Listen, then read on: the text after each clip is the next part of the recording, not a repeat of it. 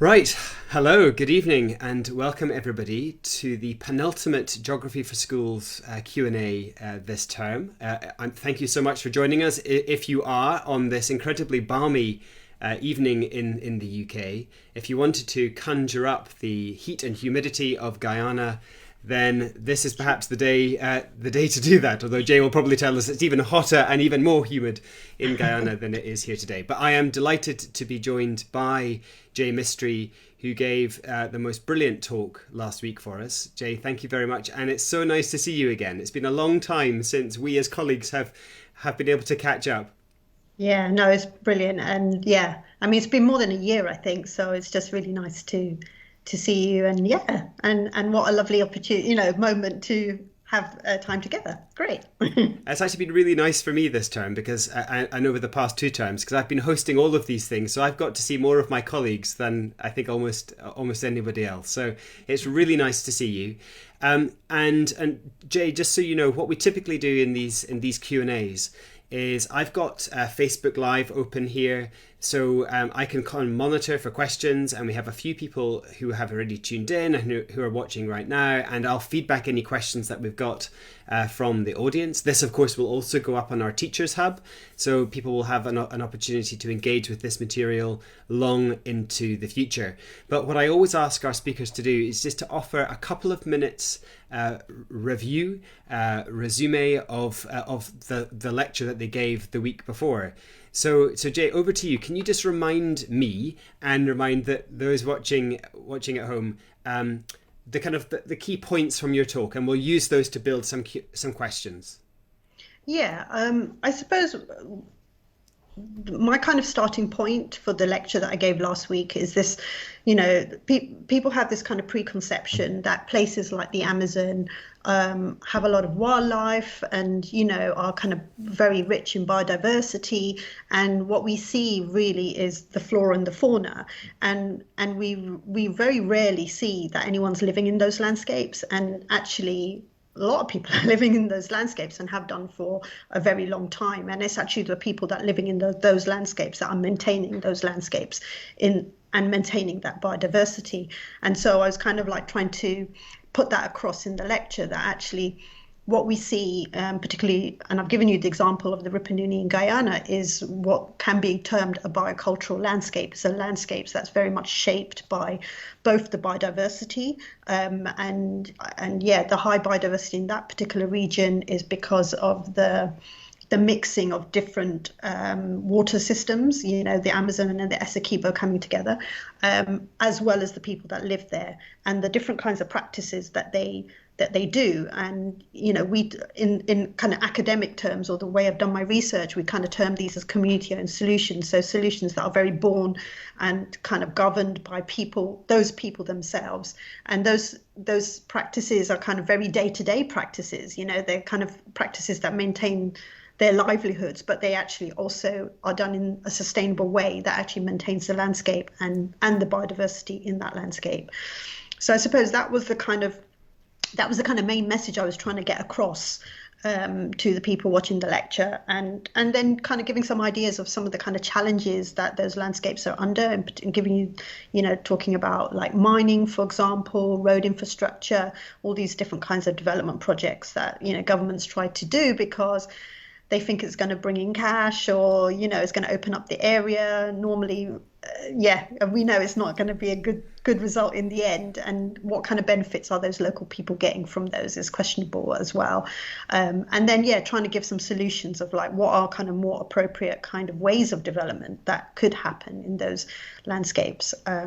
In some cases, it's like just helping communities basically to maintain what they've got, because they are actually under pressure. So it's like the traditional knowledge that those people have is what maintains that landscape, and that traditional knowledge is under threat from various different sources that potentially we can talk about in the Q&A a little bit more. And so kind of some of the solutions really are not, I would say, are not rocket science solutions, and they don't need to be super high tech solutions either. They can actually be solutions that could be implemented pretty easily if there was political will to do that.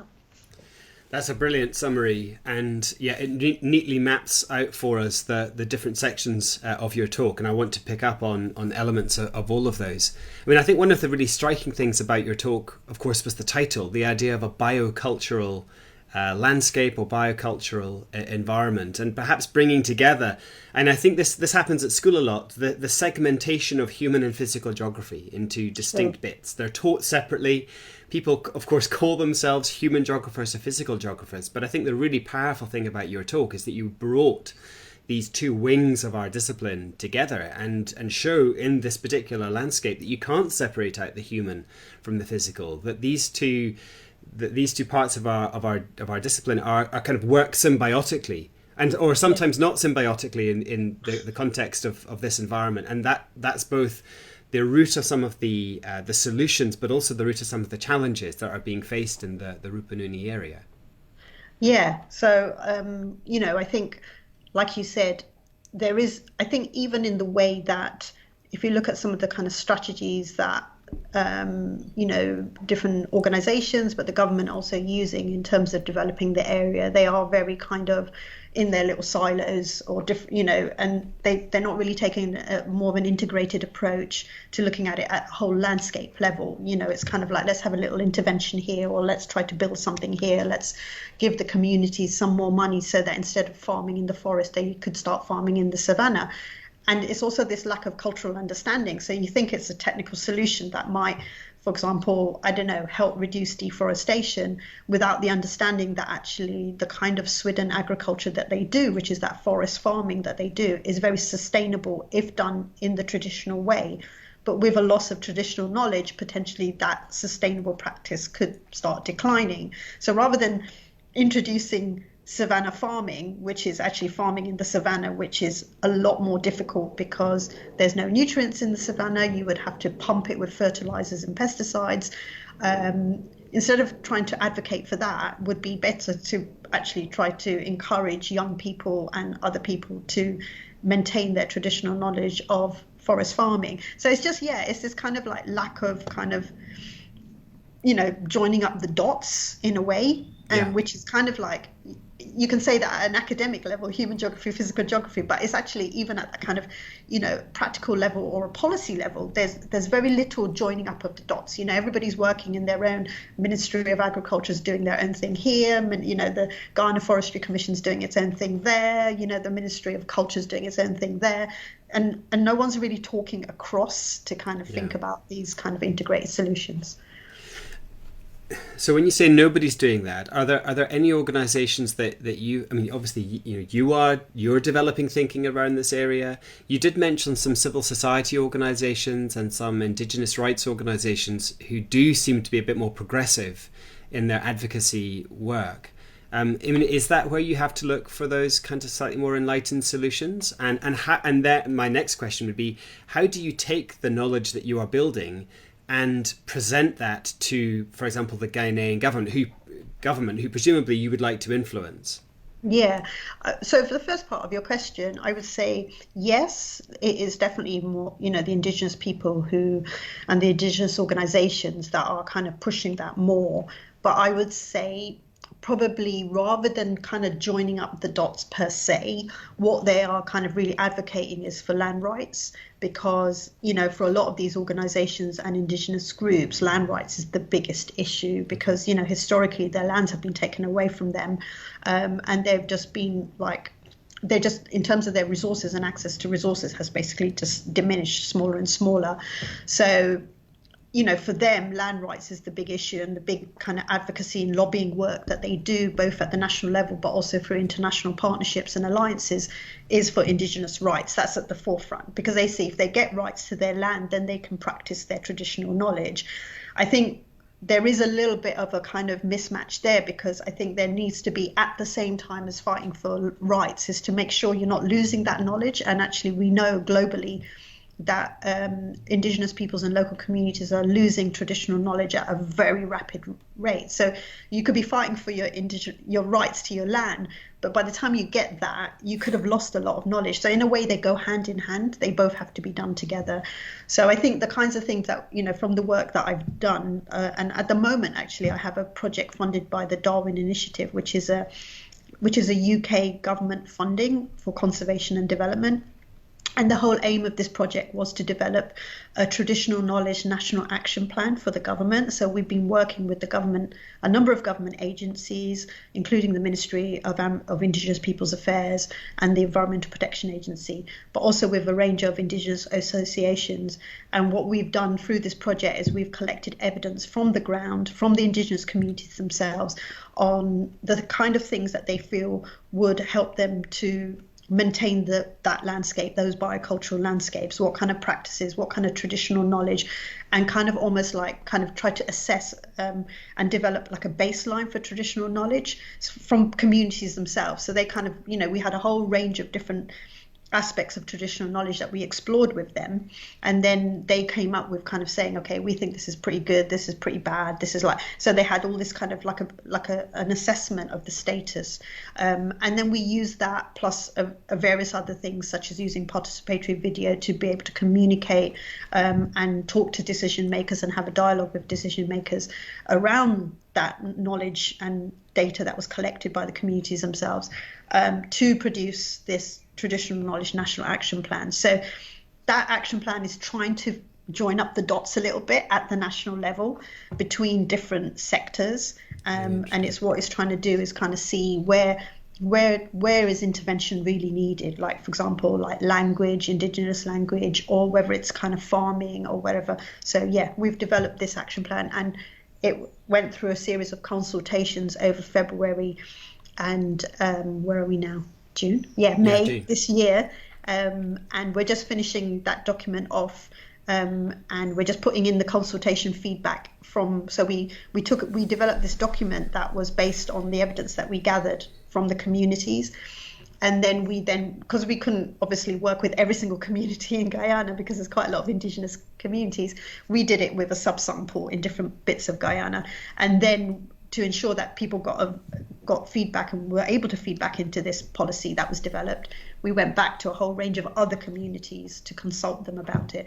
So all that feedback has now gone into the consultation, and we're now revising that policy and hope to present that to the Guyanese government next month. So that's where we are with it. So. And that's really fascinating. And the video that you included as part of the lecture is that like an introduction to the project that you share with policymakers? I would say I was going to say no. Okay. because that particular little video animation was actually done to highlight the importance of the Rupununi region, Okay. And which was part of a separate project where we were actually using drones to map that whole area. So we used drones to do a high resolution mapping of the hydrology of the Rupununi, and then to explain that to decision makers, we made that animation. So that animation was very specifically to explain the complex hydrology that we mapped that would be very difficult in a scientific academic way to communicate, not just to policymakers, but to lots of people, including back to the Indigenous organizations and all the other people that collaborated with us. We made that animation to do it including human geographers, because I understood it. And I thought it was very powerful. I mean, incredibly compelling use of graphics, and I think it's a really interesting way to see geography and geographical knowledge communicated to a variety of different audiences, which is something I know that geographers are always thinking about, trying to do. Yep. So yes. Yeah.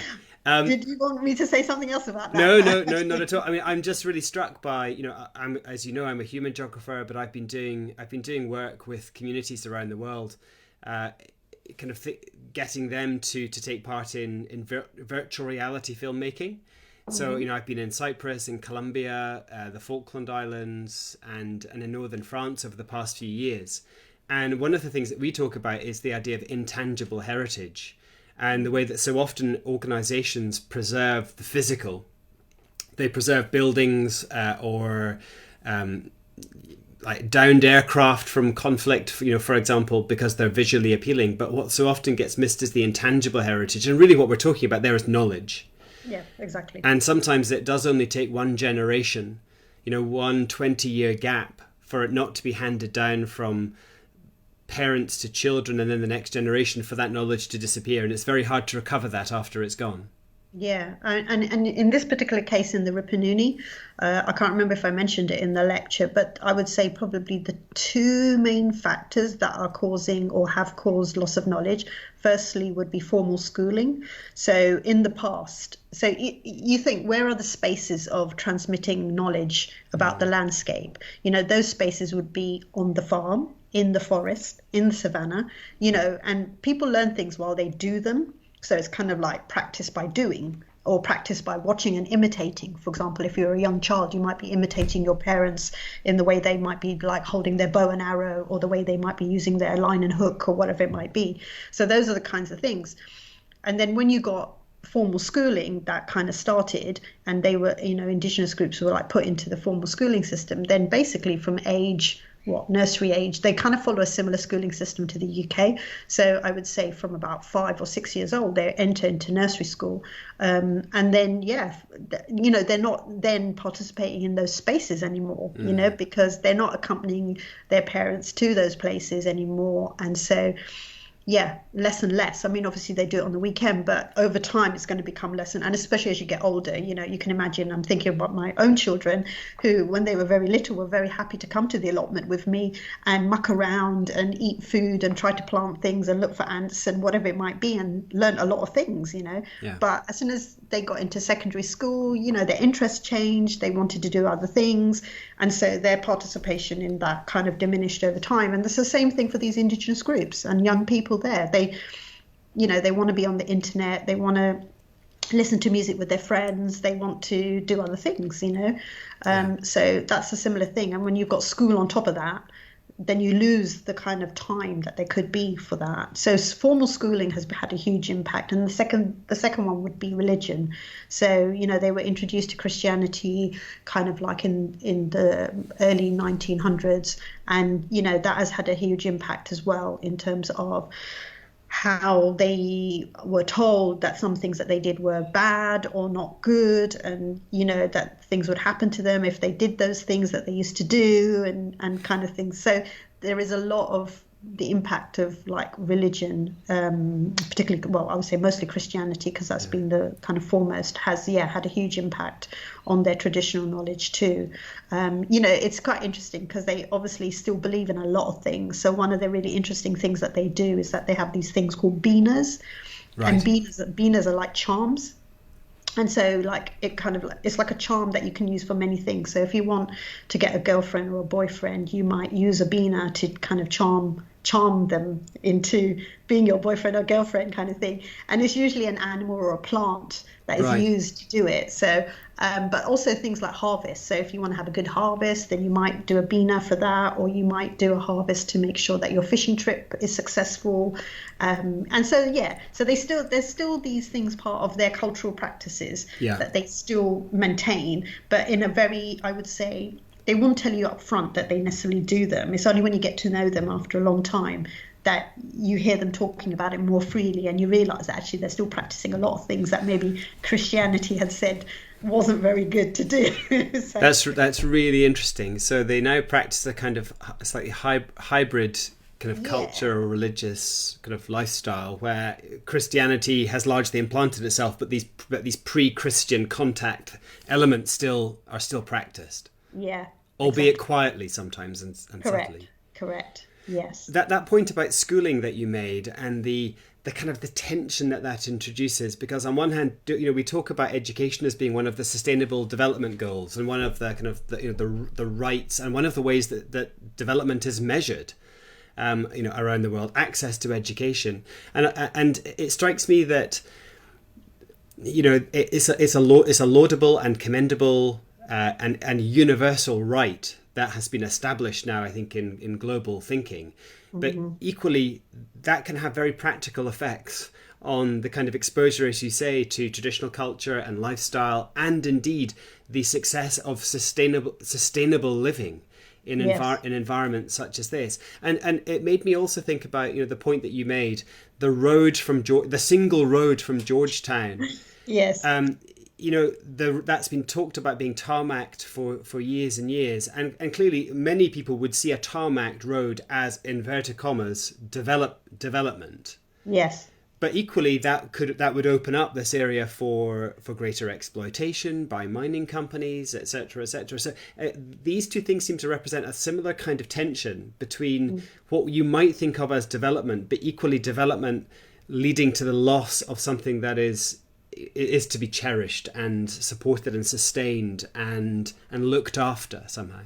Yeah, totally. And I think for me the fundamental cause of that, I think, or the problem, is that nobody asks people themselves what they want in terms of development. It's always imposed, isn't it? In many of these places all over the world, even in the UK, I think to a certain extent, nobody's having, I don't know, public forums, or what do they call them, participatory committees or something like that, or decision making where we can decide on the kind of development, the people can decide on the kind of development that they want and really debate it out, all the pros and cons and stuff like that. So there's very little of that. And it's even worse in countries like Guyana, where you've got kind of, it's not an authoritarian state, but, they're pretty kind of, they're just going to do basically what they want. And they talk about consultation, but it's not proper consultation, and it's kind of like, So I think that's the fundamental issue in all of these problems for me, is that nobody really asks people themselves of what kind of development they want, because if they did, then people could, the road could be tarmacked and it could have a positive effect for the communities too, because, for example, they could start developing markets for some products that they could be doing in a sustainable way. Tourism at the moment is pretty tricky for them because it's very high cost tourism, because it's so difficult to get into the Rupununi. You've got to fly in. Road transportation is very hard, so you always need 4x4s, and so you can only be a pretty high-paying tourist to visit a place like that. It's not just for your backpacker, average student kind of thing, Yeah. And so if you had the road, tarmacked, potentially it could open up those kinds of opportunities, which would be good. But as I said, they have to be on the basis of what people want themselves, and how they would then monitor the impacts of that, and what kind of interventions would happen if the impacts got too big. And it needs to have all that monitoring and evaluation kind of system in place, basically, to look at that. And how do you both try and achieve the potential benefits from opening up an area like that, with, for example, a tarmac road, whilst also guarding against the potential risks of greater environmental exploitation, extractive industries, etc., etc.? I mean, have you seen successful models of doing that around the world? I mean, does it presumably involves a really empowered local community who are given real agency in decision making? Yeah, I would say definitely. I haven't, to tell you the truth, I don't think I've seen any good models anywhere, but you're right, it does need communities that have some sort of decision-making power or able to make decisions. But I would say it's a two-way thing.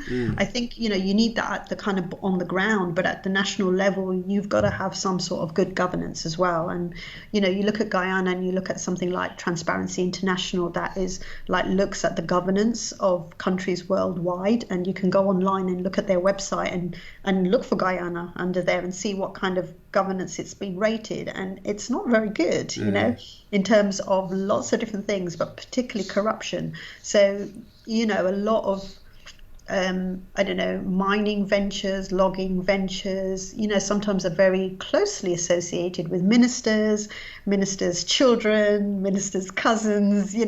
There's a lot of nepotism.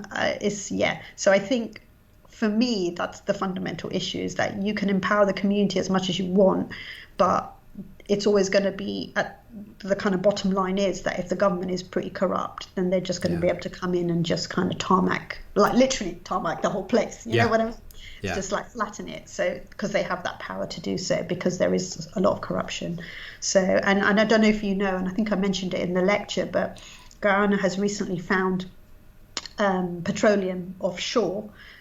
So they're in the process, and they made a very terrible deal with ExxonMobil in terms of the kind of revenue they're going to get. Again, it's where these poor countries never get a good deal with these huge multilateral companies, multinational companies, I should say. Yeah. And so, the kind of benefits that the population have been promised. Yes, we'll wait and see if how any of that ever trickles down. Yeah, that's really Definitely interesting. ever trickles down to the indigenous communities, because there may be something on the coast, but I can't imagine how much money is going to actually get to the indigenous communities. So, yeah, that's really worrying, because that's going to cause more issues, I think. Or even how much of that wealth stays in Guyana, or is immediately exported back to Houston, or a city like that. That's the bad deal that they've got. It's people have done some analysis on it, and like Guyanese lawyers and stuff, and it's a pretty bad thing that they've done. So one thing that has certainly come to kind of international prominence over the past 15, 20 years, I think, maybe slightly less than that, is the idea of payment for ecosystem services. Yeah. So in other words, paying people to sustain landscapes in ways that people determine to be kind of beneficial or sustainable. Is that a policy that's being actively pursued in the areas that you have been working in Guyana, or indeed would it be desirable or undesirable? So yes, it has. So Guyana basically quite a long time ago, and I'm trying to think when it was. It could be almost 10 years ago, but I can't tell you the exact date. But it basically signed a contract with Norway. So I don't know if you know, but Norway has this trust fund based on its sovereign wealth fund. Yeah. Yes. And it is one of the biggest donors in terms of kind of conservation, environmental management, climate change mitigation kind of around the world. So it signed a deal with Guyana to do a kind of payments for ecosystem services scheme, very similar. But I think but there was a lot of things that were kind of delaying it. So first of all was the issue to do with land rights. So as I kind of mentioned to you before, you got to know whose land it is, and you can't have any contested land rights issues if you're going to run one of these schemes. So it generally works really well with private land owners. So if you look at some of the schemes where it has run, and I don't want to say whether it was successful or not, but where it's run more easily would be places like Costa Rica, or if you look at Mexico, they've got like good examples of these kind of payment for ecosystem services because it was done with private landowners. When you've got communal land, or you've got customary land ownership, it's a really different model, because it's not one individual you're working with. You're working with a whole community of 200 people, up to 700 people living in a village, in terms of thinking about the benefits and how that scheme's going to work. So I think there've been all these kind of stumbling blocks, and even to date, it's still in the mix, because they're still talking about it and they're still trying to do stuff under this payments for ecosystem services. But other than individual projects, like specific projects working on X, Y, and Z in the community, they haven't had a proper payments for ecosystem services kind of sign up where, a community's been told, well, if you protect this amount of land, we'll give you this amount of money. Okay. So nobody's received any money as yet from that scheme.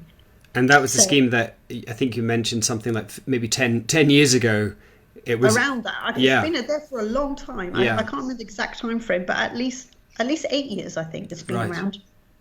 So it's been around for a long time, but they still haven't got to that position where any benefits have gone directly to the villagers, except specific projects run through the government, like, for example, let's work on sustainable husbandry or something like that.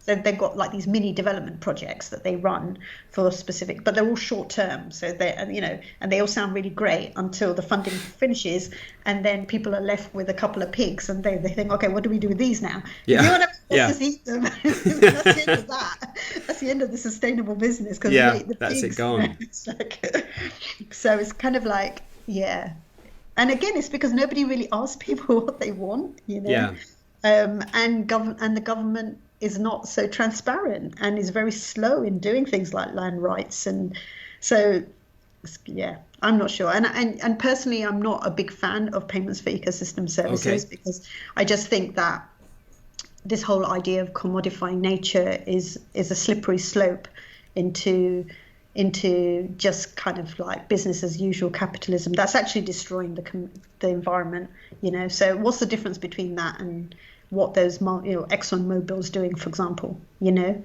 I just I don't see it. I don't see how it kind of balances out in any kind of way. So it's undoubtedly putting a price tag on nature, isn't it? I mean, correct. it is just, it's using capitalism as a way to try and preserve nature. And but of course, some people would argue that capitalism itself is largely the problem. Correct. Yeah. So that's, for me, that's the fundamental problem, you know. Yeah. So I just don't see how that's going to fix anything. And if anything, you know, some studies have shown that it's, you know, some people could lose the intrinsic motivation that they have to conserve the environment once they start getting paid to do it. Because then later on down the line, they may say, well, I won't do it anymore now if you don't pay me anymore, because the cash is going to run out at some point, right? It's not going to be, it may not be forever. So I think there is because they've then been brought into the exchange economy. Yeah. I mean, that's one of the risks, is that they bought into that kind of cash, that big cash economy, and that they lose their intrinsic motivation to do what they do. You know, there's another issue with that, which is called leakage, which is where you pay to conserve one area and that just moves the deforestation to somewhere else. You know? So I think there's like lots of potential problems with it, and I don't feel they've all been ironed out properly yet. So Jay, we have just a couple of minutes left, and I'd just like to finish where perhaps we should have started, but I think it's quite a natural place to bring it up. And that is, I mean, clearly you care deeply about the place that you work. And I imagine that to gather the knowledge that you have about Guyana, you've had to work there for a very, very long time. And I just wondered, could you just say a little bit about your field work and the way that you've embedded yourself in communities and the length of time that it's taken to gather that knowledge, and perhaps some of the kinds of methods and sources that you use in your research? Yeah, so I've worked in Guyana for about 20 years now, particularly in the Rupununi. So I've worked in other parts, but not as long as in the Rupununi region. And when I first went there, I actually went there as very much a physical geographer, I should say. You know, I trained as a physical geographer. I did my PhD measuring plants, so I didn't talk to anybody. But then, so when I went there, it was because they were looking for someone to measure the impact of mining in some of their rivers.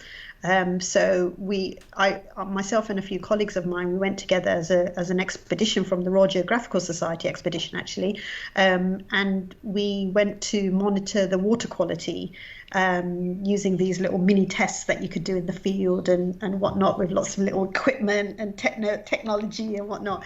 And I think it was the first time that I kind of started. I mean, it was part of a bigger journey of kind of realization that actually I wouldn't be able to have a real impact unless I really got people involved in what I was doing. But I think it took a couple of years to, you know, really get to know people, because I think one of the issues in terms of doing field work is building trust and building relationships with the people that you work with. And that isn't a quick and easy process, you know, depending on, you know, the culture they come from, if it's different to yours, but also the kind of history they might have had. You know, a lot of indigenous groups, for example, you know, have had to suffer violence as well as colonization, the violence of colonization, but actual physical violence and other kinds of violence too. So, you know, they're not so easily befriended, you know, when some kind of, you know, British person just rocks up and says, "Oh, I'm here to measure the you know, the pollution in your rivers. You know, let's talk." You know, they were like, "What?" You know. Yeah, so there's a suspicion sometimes, isn't there? it? Yeah, it's taken a long time, but I think I've kind of persevered and just kept going back and back and back and building relationships with particular people, particular organizations, and I think that has been really important. And then starting to think about more mixed methods approaches. So still using my kind of scientific kind of background and trying to make sure that, you know, I can look at the environment and ways of looking at the environment and using that kind of scientific knowledge, but also, you know, I think that belief that traditional knowledge is just as legitimate and valid as scientific knowledge, and trying to bring the traditional knowledge with the scientific knowledge together. So it's not about putting them together, meshing them, but putting them on the level playing field next to each other so that you can use both sets of knowledge to kind of understand an issue.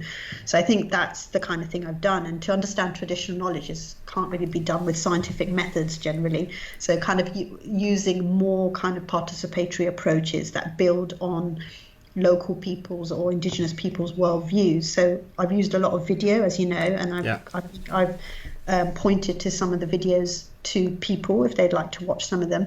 And, you know, they're not going to be highly polished Hollywood style movies, but they're all made by people themselves, you know, researchers that have researched in their own community. So that's another thing that I quite believe in, and that's the idea of peer research, where people become researchers themselves in their own communities rather than having to have someone from outside coming to do that. It helps to build their capacity, but also helps to, just you get a better idea about what's going on when you see it through the eyes of somebody from the local place, I think. So using the participatory video and peer research approaches to doing the research. That's really interesting. I mean, I imagine that this year has been quite unusual for you because presumably you have not been to Guyana over the past year or 18 months, which, you know, given your long history of contact with that place, perhaps has been quite unusual. Have you been able to keep in contact with how things are there? Has that community been affected by COVID?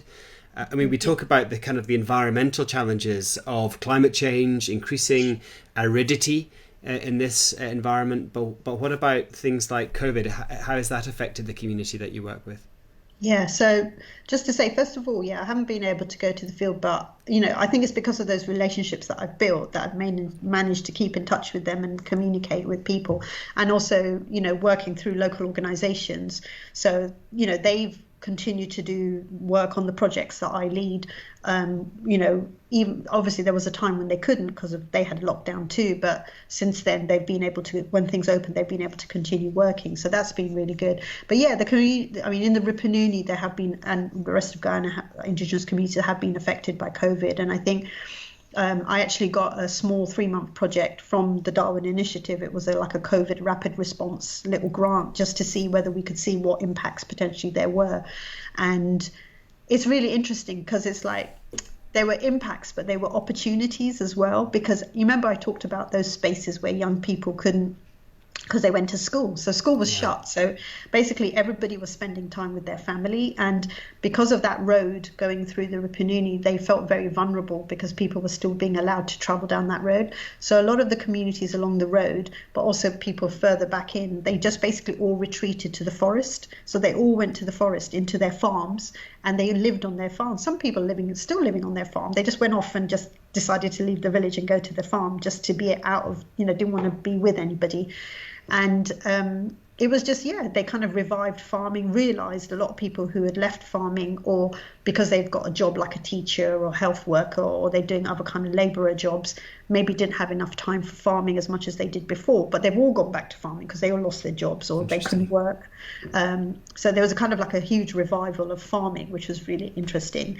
And at the same time, a kind of semi-revival of people wanting to, especially young people, learning stuff from their grandparents because they were just spending more time with their grandparents. And so they were listening to stories and, you know, watching mum and dad and granny and granddad doing stuff in the field or whatever and just learning stuff. So, I mean, there's the negative effects of people actually getting COVID, not knowing what it was, losing their paid work.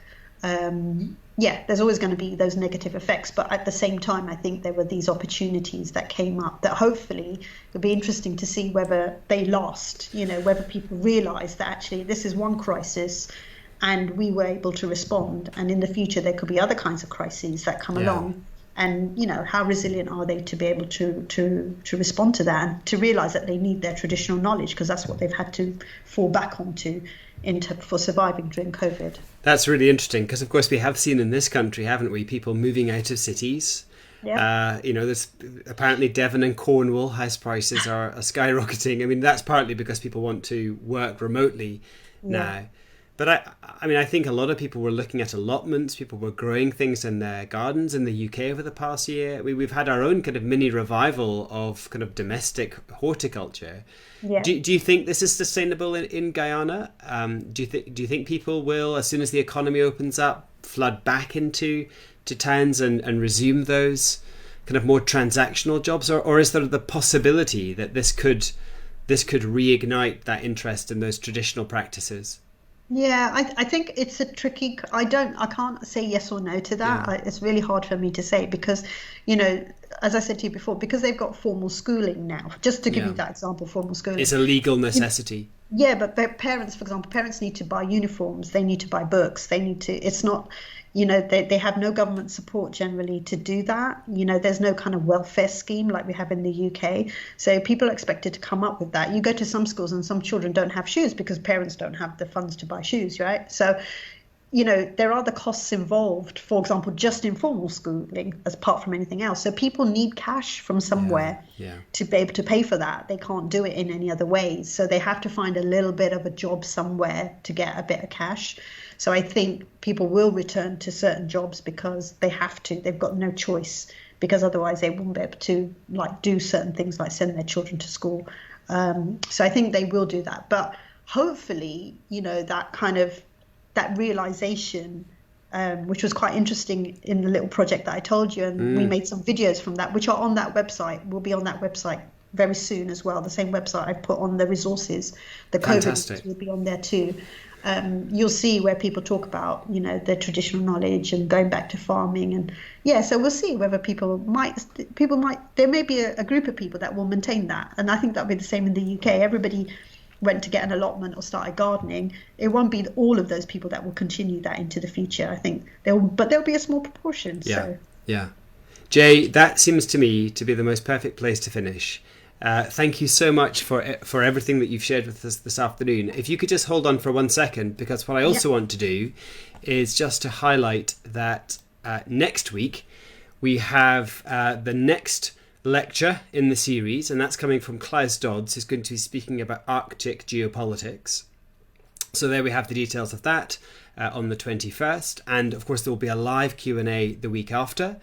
But really, more importantly, I think, given what Jay has just said, we have a whole set of resources that accompanies these lectures and Q&As that are available on the Royal Holloway Geography Teacher Hub. And you can see the address there in the bottom right-hand corner on the image on your screen. So royalholloway.ec.uk/geography/teacher-hub. And there you can find the worksheet and resources that Jay just mentioned. And on the link on those resources, you'll find the latest details of the projects that Jay has been working on. So there are resources that accompany all, how many have we done this year? 8 sessions this year. So please do download those. You can embed them in your classroom. There are 30-minute to 45-minute lectures, plus a whole set of supporting materials for you to use in your classrooms, and they all fit really neatly with the A-level curriculum. So do check those out if you can. Jay, back to you. Thank you so much once again for tonight's Q&A. I really appreciate it. I've kept you about 15 minutes longer than I had said I would, but that was purely because it was so fascinating. It was good. Thanks again, and good luck with your research. It sounds so important, and I hope you get back to Guyana soon. Okay, great. Thank you very much. Take care. See you soon. Okay, bye-bye. Bye.